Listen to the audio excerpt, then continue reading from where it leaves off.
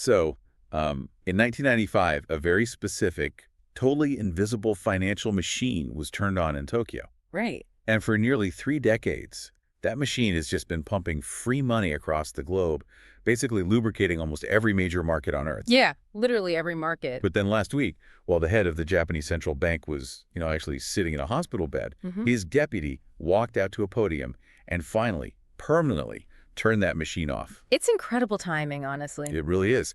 And welcome to the deep dive, by the way.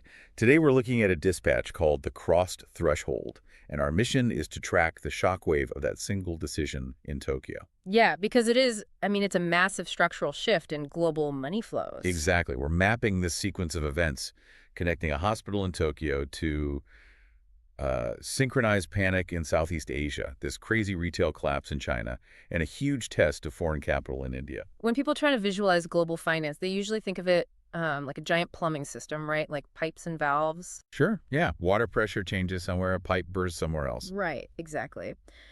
But honestly, a better way to look at this specific situation is to picture a massive, incredibly intricate Jenga tower, and it's built on a table in the dining room of a cruise ship. Okay, I like that visual. And the Bank of Japan just permanently tilted the table.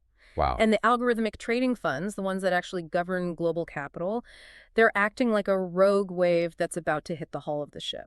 That's terrifying. And look, if you're listening, you should care about this whether you trade bonds or not. Absolutely. Because this specific sequence, it dictates where capital actually goes. Right. It affects the funding for the tech startups you read about, the stability of international markets, and, ultimately the cost of everyday goods at the grocery store. Yeah, the broader market right now seems to think this financial storm is like, quote unquote, under control. Right. But when you look past the headlines and you actually study the underlying mechanics, you realize the market is making a very, very dangerous assumption here. Yeah. Let's start with that machine being turned off in Tokyo. The Bank of Japan, the BOJ, they hiked interest rates to 1% for the first time since 1995. Yeah, a truly historic move. And they also announced they're going to stop reducing their monthly bond purchases next year. Right. The human element of, Deputy Governor Uchida having to deliver this tectonic news while Governor Ueda was hospitalized, that really underscores the drama of the moment. It sounds like a movie script. It does. But the drama in the markets is entirely about the math. A 1% interest rate officially ends the era of the carry trade. Okay, I want to push back on that for a second, because to a normal person, a 1% interest rate sounds like absolutely nothing. Sure. Like, if my mortgage is 7%, why does the global economy care that Japan's rate went from 0 to 1? Isn't 1% still basically free money? It sounds tiny, right, until you factor in the leverage. Yeah. The carry trade worked because investors weren't just borrowing a few $1,000s, they were borrowing billions of Japanese yen at 0% interest. Oh, wow. Right, and then converting that yen into dollars and using it to buy higher-yielding sovereign debt in frontier markets, places like Pakistan or Egypt or Ethiopia. So they're taking free money and chasing yield. Exactly. If you borrow at 0 and earn 7% in a frontier market, your return on the money you actually borrowed is infinite. It's pure profit. Because the money was free to begin with. Exactly. But the moment your borrowing cost jumps to 1% and the value of the yen starts shifting around, the leverage completely works against you. Right. The math suddenly dictates that you have to sell off your frontier market investments just to cover your new borrowing costs. Yeah, so it's basically like the entire global economy was living on a credit card with a 0% introductory APR. Yes. And that teaser rate just permanently expired. That is the perfect analogy. We are dealing with a new structural funding floor. It's not a temporary blip. And what makes this so dangerous, from what I'm reading in the source, is that the squeeze is hitting these frontier countries from both ends simultaneously, right? Yeah, it's a vice grip. Tokyo is raising the cost to borrow the money, while Washington is executing this huge hawkish shift. Right. And by hawkish, we mean Washington is prioritizing the fight against inflation by keeping U.S. borrowing costs painfully high. Exactly. And that hawkish shift in the U.S. raises the destination cost. It makes the U.S. dollar stronger and upends all these global currency bets. So if you're a developing nation relying on foreign investment, you are completely trapped. You're in a vice.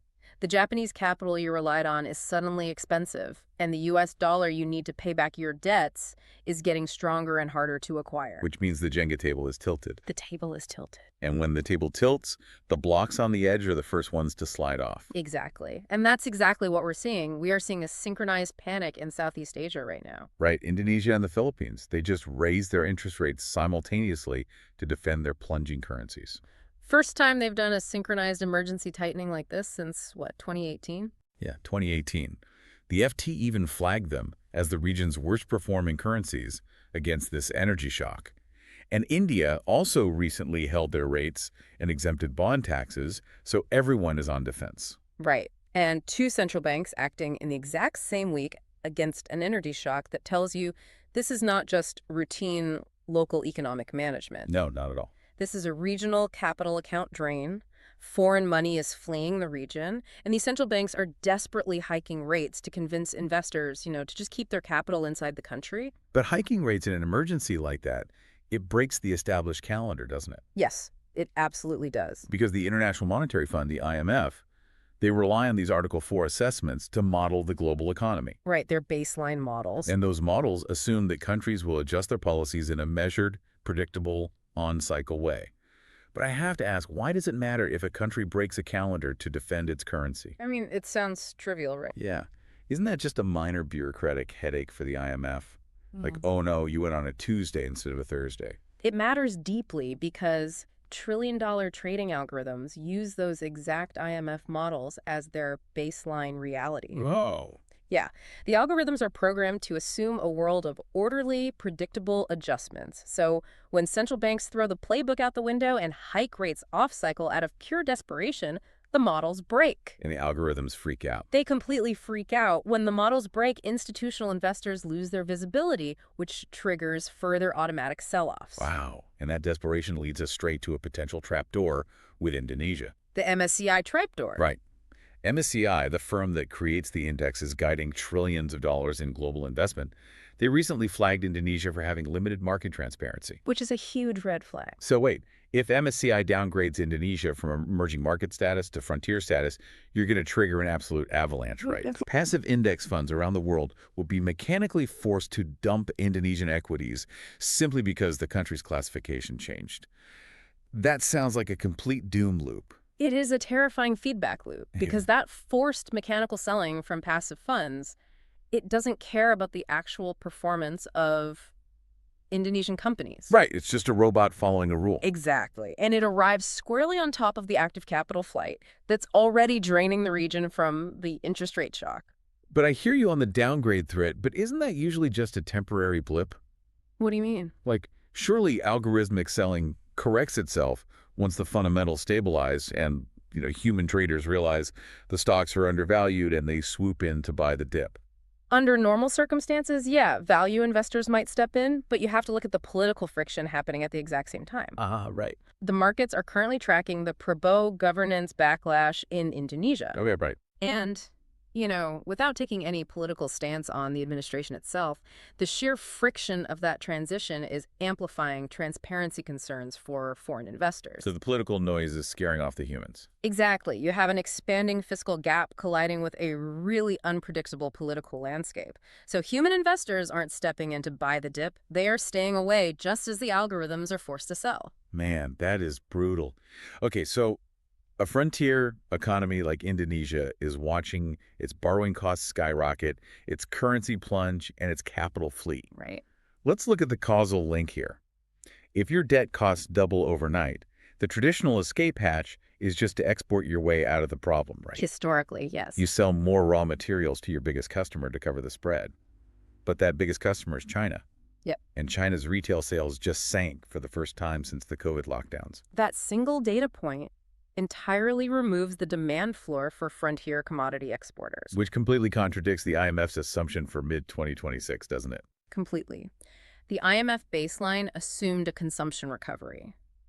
But the fundamental math that says these emerging nations can afford to pay back their higher interest loans was entirely based on an assumption of massive export revenue coming from a booming China. And that revenue just isn't there. It's vanished. We're talking about countries exporting, Indonesian coal, Zambian copper, Nigerian oil, Mongolian coking coal. Right, the raw materials. If I'm a bondholder sitting in Lagos or Lusaka, the Chinese retail contraction means the collateral backing my investment just evaporated. It's a terrifying realization for those markets. But let me think through the mechanics of this, because I'm looking at these factory prices in China, and it seems like a catch-22.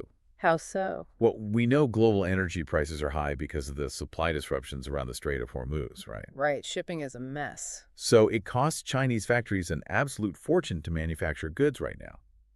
But Chinese consumers are broke and aren't buying anything. Exactly. So the factories are already eating massive losses. If retail demand is falling, couldn't Beijing just hit the stimulus button like they usually do? Yeah. Just pump cash directly to consumers. It seems logical, but you've just described the classic stagflationary trap. Okay. The mechanism preventing China from simply printing their way out of this is the massive gap between the producer price index, the PPI, and the consumer price index, the CPI. So the cost to make things versus the price people pay for things. Right. And that PPI-CPI gap is the widest it has been in nearly 4 years. Wow. The cost pass-through from months of elevated Hormuz energy disruptions is actively compressing Chinese exporter margins. I mean, they are squeezed tight. Right. Even if crude oil prices drop tomorrow, the structural damage is already embedded in the manufacturing pipeline. If they stimulate consumers now, it would just cause domestic inflation to spike without actually fixing the factory's profit margins. So Beijing is paralyzed. Completely paralyzed. If they stimulate, they risk rampant inflation. If they don't, domestic growth stalls completely. And there's a fascinating geopolitical twist here that the source brought up. Oh, the EU tariffs. Yes. The European Union actually delayed their planned trade confrontations and tariffs against China recently because they were worried about retaliation. Which is deeply, deeply ironic. Right. Because by delaying that confrontation, the EU actually removed the external pressure that might have forced Beijing to act. Wait, really? Yeah, think about it. If the EU had threatened to shut down Chinese exports, Beijing would have had the immediate political catalyst to aggressively stimulate domestic demand just to keep their factories running and avoid mass unemployment. Oh, I see. But without that external threat from Europe, Beijing is choosing to just wait it out. So the frontier commodity exporters who are desperately waiting for a Chinese stimulus bailout, they're going to be waiting a very long time. It is a brutal combination. It really is. The commodity channel is taking Beijing's consumption failure and transmitting it directly into the fiscal math of every resource exporter on Earth. Yeah. And it is happening at the exact moment those same nations are forced to refinance their debt under permanently higher funding costs from Japan and the U.S. The pressure is immense. But, it's crucial to understand that the Jenga table isn't collapsing everywhere. Okay, fair. The money fleeing the commodity sector isn't just vanishing into thin air, it is violently shifting corridors. We are witnessing what the dispatch calls a two-speed Asia.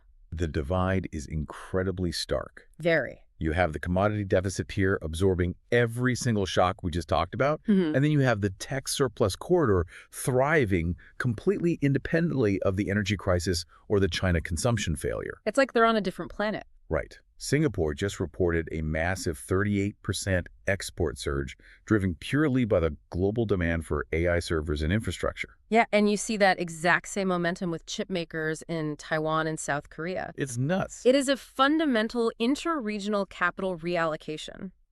Money is abandoning the Indonesian coal mines and rushing directly into the Singaporean server farms. So we have the commodity losers and the tech winners. Basically. But sitting right on the fault line between them is India. Ah, yes, the India test. Right. We are currently watching the setup for the blockbuster Jio IPO in India, this massive telecom and tech offering.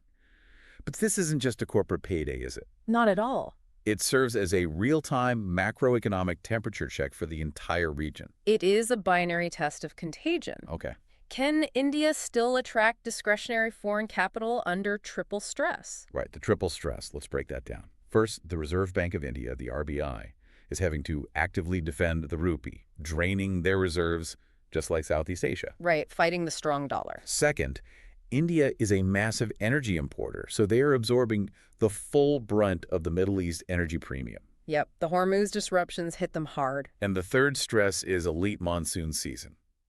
Let me connect the dots for the listener on why a weather event matters to a high-tech IPO. Please do, because it sounds crazy at first. Right, well, a late monsoon directly damages crop yields, which just crushes rural income. And if 42% of India's workforce relies on agriculture, and that rural base loses their income, they aren't upgrading their smartphones or buying premium telecom data plans. Exactly. That rural consumption drop hits Geo's core business model directly, which threatens the valuation of the whole IPO. It threatens the valuation, sure, but more importantly, it tests the confidence of the foreign investor. Right. So the Geo IPO is essentially a macroeconomic temperature check. If it succeeds, it buys the central bank time. Yes. But if it gets a cold reception and fails to attract foreign capital, it proves something much darker, doesn't it? Yeah, if it fails, it confirms that the capital drain we've been tracking hasn't just infected the fixed income bond markets. It means the contagion has officially spread to the equity markets. It validates the defensive moves the central bank's been making, or it exposes that their defenses have already failed. Exactly. When we pull back and look at the big picture, the overarching theme here is the extreme danger of consensus complacency. Complacency is the perfect word. The broader market looks at the Bank of Japan's 1% interest rate and just casually files it under priced in. Right. They see the headline and think, oh, we knew this was coming. Yeah, The market might have priced in the headline of a 1% rate, but they have absolutely not priced in the compounding reality at the plumbing level. right. Consider a frontier sovereign nation that needs to refinance its debt this quarter. The market spread the risk premium it charges might be quoting a world where isolated risks happen in a vacuum, but that is not reality. No, reality is 4 massive shocks compounding on top of each other at the exact same moment. Yes, run through them. First, they're facing a funding floor from Japan that literally did not exist last quarter. Yep. Second, they're facing a destination rate curve from the U.S. that is stubbornly hawkish. The vice grip. Third, their primary source of revenue, the China demand anchor, has completely cracked. And fourth? And fourth, they might be facing algorithmic index machinery, actively looking to downgrade their market and trigger mechanical passive selling. History shows us that when sovereign credit finally reprices to account for compounding realities like that, it is almost never a gradual, orderly glide path. It's not a slow slide. No, it is a sudden, violent shock triggered by an event everyone on Wall Street assumed was just a minor tail risk. The carry regime has crossed its threshold. The fundamental arithmetic of global refinancing has permanently changed. The machine in Tokyo is off, the Jenga table is tilted, and the algorithmic wave is building, which actually brings us back to those IMF models. Right, the baseline model. Because we've seen that the IMF's mathematical baseline for 2026 assumed a robust consumption recovery in China and orderly calendar-based adjustments in emerging markets. And we now know that hard data entirely contradicts that baseline. The models are broken. They're broken. And this raises a massive question for you to chew on as you watch the markets move this week. It's the big one. Trillions of dollars of global capital are deployed by automated algorithms that blindly trust those IMF baseline models. Yeah. What happens when those algorithms suddenly realize they are trading against a world that simply doesn't exist in their code anymore? Are we currently trusting a map of an economy that vanished last quarter? That is the trillion-dollar question. It really is. Keep questioning the headlines, keep looking for the compounding risks, and we'll see you on the next deep dive.